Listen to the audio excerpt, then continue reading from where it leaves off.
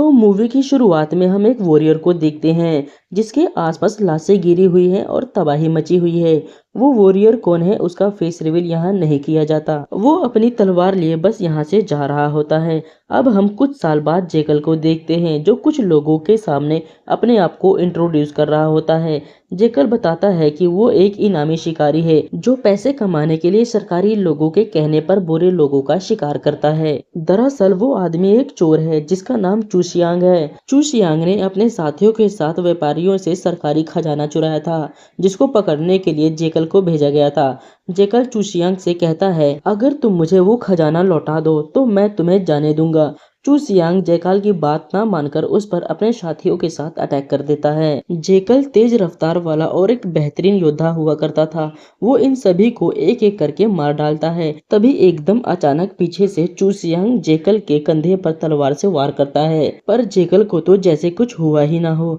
Jekyll अपनी तेज रफ्तार से चूसियांग के दोनों हाथों में नुकीले हथियारों से मार के बैलगाड़ी में फंसा देता है और वो खजाना चेक करने लगता है। जेकल को तो वहाँ कोई खजाना नहीं मिलता, बस एक लड़की मिलती है जिसको चूसियांग बंधक बनाकर ले जा रहा था। यहाँ चूसियांग बताता है कि वो सरकारी माल हीरे जवाहरात नहीं थे बल्कि ये लड़की थी, क्योंकि ये एक राज जानती है और वो राज हीरो जवाहरातों से भी ज्यादा कीमती है। तभी वो लड़की होश में आ जाती है और सामने पड़ी तलवार से चूसियांग का गला काट देती है। जेकल को कहा गया था कि चूसियांग को पकड़कर लाने को, पर अब तो वो मर गया था, तो जेकल उस लड़की को ही पकड़कर ले जाता है। यहाँ लड़की के बदले में उसे इनाम नहीं दिया जाता क्योंकि बात चोर चूसियांग को पकड़ने की हुई थी। तभी वहाँ उनका सीनियर ऑफिसर यान आ जाता है जो उस लड़की को खून करने के बदले में अरेस्ट करके पूछताछ करने के लिए जेल में बंद करवा देता है। यहाँ यान जेकल को इनाम तो नहीं देता, पर उसकी मेहनत के बदले में उसे कुछ खर्चे के लिए पैसे दे देता है। जेकल उन पैसों से दारू पी लेता है और बाकी बचे पैसों को जुए में हार जाता है। जब उसके सारे पैसे खत्म हो जाते हैं तो उस जुए के अड्डे के लोग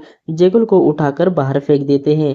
बाहर जेकल देखता है कि कुछ गुंडे एक बच्चे के पैसे छीन रहे थे। जेकल जानबूझकर उन गुंडों के लीडर के ऊपर जाके गिर जाता है। जेकल यहाँ पूरी तरह नशे में धुत था।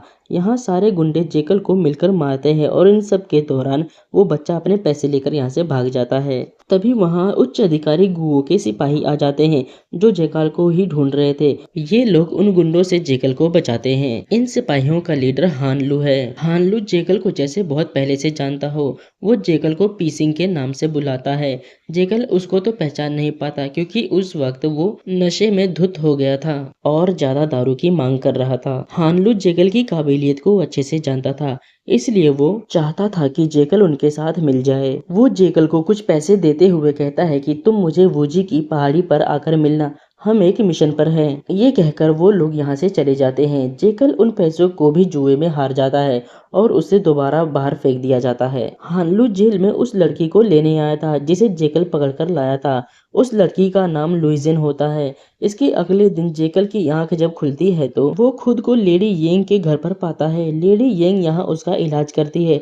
लेडी येंग जेकल की इन्फॉर्मर है। सरकारी लोगों से जिन्हें पकड़ने का आदेश मिलता है वो लोग कहाँ है, क्या कर रहे हैं, इन सब का पता यही जेकल को देती है, जिसके बदले मिले हुए इनाम में से कुछ कमीशन इसे मिलता है। जेकल फिर से सरकारी ऑफिसर यान के पास जाता है जो इसे एक और मिशन देते हैं कि शहर के बाहर रह रहे एक कपल को पकड़ना है जो मानव तस्करी कर रहा है। जेकल उन्हें पकड़ने के लिए निकल जाता है। वहां जाके जेकल को पता चलता है कि उन लोगों ने तो सिर्फ एक बैल को चुराया था। तभी कुछ लोग तीर से जेकल पर अटैक करते हैं जिससे जेकल तो बच जाता है, पर वहां खड़ी लेडी के गले में लग जाता है जिससे उसकी वहीं पर मौत हो जाती है। यहाँ ये तीनों जेकल को मारने आए थे। इन तीन लोगों और जेकल के बीच फाइट शुरू हो जाती है। ये तीनों अपना पूरा जोर लगा देते हैं, फिर भी जेकल का कुछ नहीं बिगाड़ पाते। जेकल एक आदमी को जान से मार देता है और दोनों को घायल करके यहाँ से भाग जाता है। जेकल मार्केट के बीच से जा ही रहा होता है कि तभी दो लोग और जेकल पर अटैक कर देते हैं। जेकल इन दोनों को भी धूल चटा देता है। जेकल को यहाँ एक आदमी से आदेश पत्र मिलता है जिसमें जेकल को जान से मारने का सरकारी आदेश था। इस सरकारी आदेश की वजह से ही जेकल पर अटैक हो रहे थे।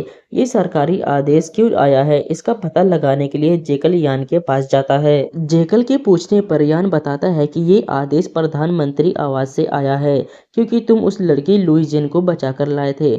जो कोई भी उस लड़की के पचड़े में पड़ेगा वो मारा जाएगा। अब इधर हम गुओ को देखते हैं। उसने लुई जेन को बांध के रखा हुआ है। लुई जेन कहीं भाग न जाए, इसलिए गुओ लुई जेन के एक पैर को काट देता है। अब जेकल वूजी पहाड़ी पर गुओ से मिलने आता है। जेकल गुओ से कहता है कि मेरी गिरफ्तारी क्यों हो रही है, इसे रोक दो। मैं एक इनामी शिकारी हूँ और सरकारी ऑफिसर्स के लिए काम करता हूँ, तो ये सब मेरे साथ क्यों हो रहा है। यहाँ गुओ बताता है कि तुम जानते हो मैं प्रधानमंत्री के आवास से आता हूँ। मंत्री जी की उम्र हो गई थी और उनका एक बेटा हुआ था। उस बच्चे को कोई औरत चुरा के भाग गई है। अब मंत्री जी की जगह कौन लेगा, उनका बच्चा चोरी हो गया है, ये बड़े शर्म की बात है उनके लिए। इसलिए मैं चाहता हूँ कि तुम उस बच्चे को ढूंढ के ले आओ और मैं तुम्हारी गिरफ्तारी रोक दूंगा। जेकल 10 दिन का समय लेता है उस बच्चे को ढूंढने के लिए। अगर वो नहीं ढूंढ पाता है तो उसे जंगली भेड़ियों के आगे डाल दिया जाएगा। जेकल लेडी येंग को बच्चे को ढूंढने का काम देता है। लेडी येंग के बहुत सारे जासूस शहर के अंदर बाहर थे, उनसे किसी तरह उस बच्चे का पता निकाल ही लेती है। जेकल उस बच्चे का पिता बनके उसे लेने जाता है। जिस लेडी के पास वो बच्चा था, जेकल को उसका पिता समझकर बच्चे को लौटा देती है। उस लेडीज ने बच्चे का नाम बाओ रखा था। जेकल के वापस आने का रास्ता काफी लंबा था।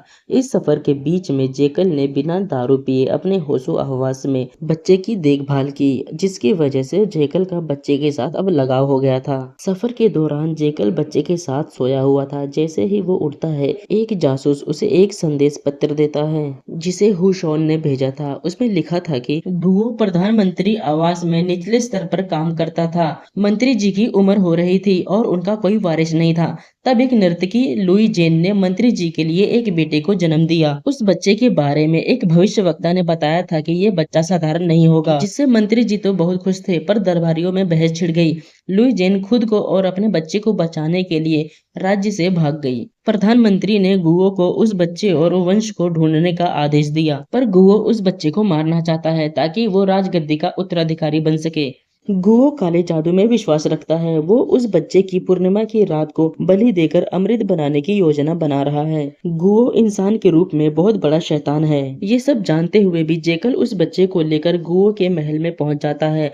वो बच्चे को पहरेदारों को सौंप देता है। फिर अचानक उसे क्या होता है कि सभी पहरेदारों को मार के बच्चे को वापस ले आता है। जेकल बाओ को लेकर सीधे लेडी येंग के घर पर आता है। यहाँ लेडी येंग कहती है कि इस बच्चे से हमारी जान को खतरा है। जेकल लेडी येंग से कहता है कि मेरा एक आखिरी काम कर दो, इस बच्चे को बड़ा होता हुआ मैं देखना चाहता हूँ। मुझे एक नया चेहरा और पहचान चाहिए, इसमें मेरी मदद करो। लेडी येंग जेकल की सर्जरी करना शुरू करती है। तभी जेकल को अपना पास्ट याद आने लगता है, जहाँ जेकल का असली नाम पीसिंग है और हानलू उसका सीनियर होता है। हानलू पीसिंग को 2 बच्चों को मारने का ऑर्डर देता है गद्दारी करने के जुर्म में, पर पीसिंग बच्चों को नहीं मारता। तभी हानलू उसके हाथ को पकड़ के बच्चों को मार देता है। तभी जेकल की आंख खुल जाती है और लेडी येंग को सर्जरी करने से रोक देता है और कहता है कि रुक जाओ, मेरा एक काम अभी आधा अधूरा है। अगर इस काम में मुझे कुछ हो जाता है तो इस बच्चे के लिए एक अच्छा सा परिवार ढूंढ लेना।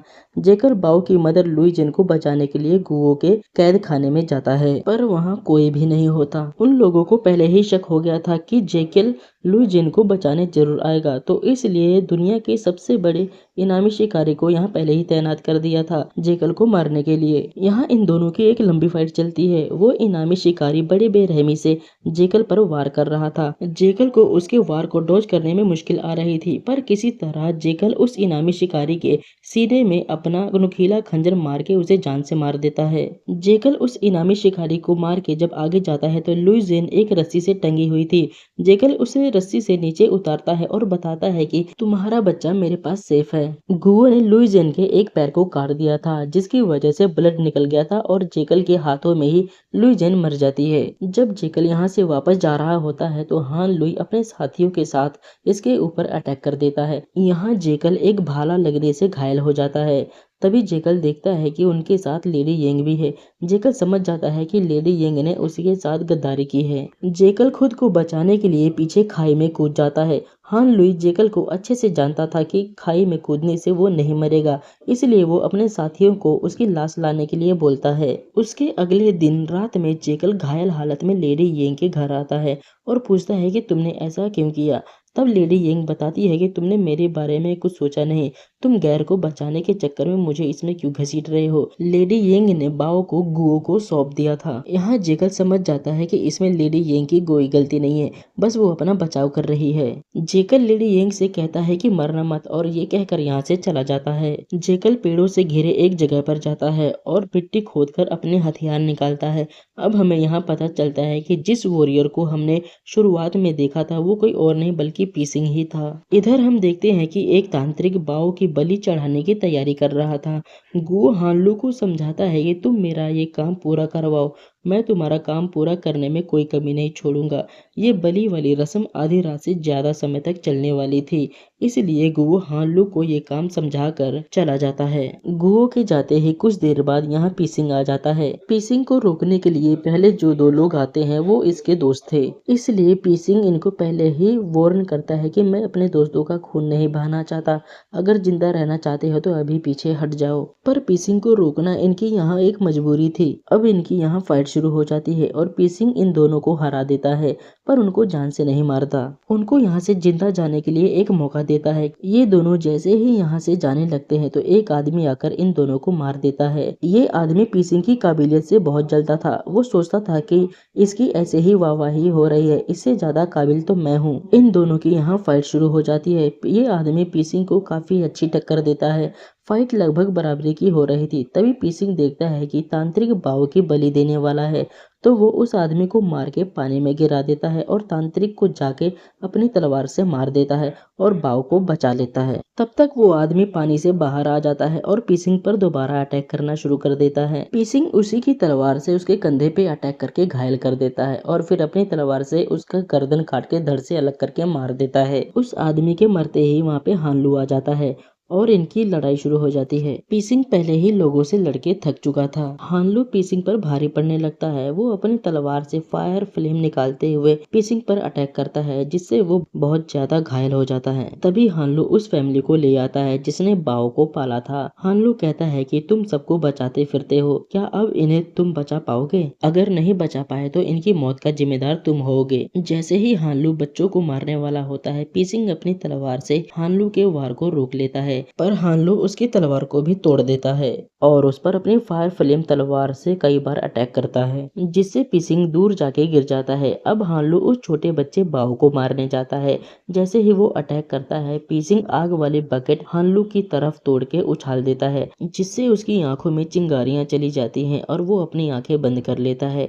पीसिंग इसका फायदा उठाते हुए अपनी टूटी हुई तलवार से अटैक कर देता है और अंत में उसका गला काट के उसे जान से मार देता है। अब सुबह पीसिंग गुओ के पास आता है। पीसिंग गुओ का हाथ मरोड़ के तोड़ देता है और उसके दोनों हाथों में अपने नुकीले खंजर मार के जमीन में गाड़ देता है।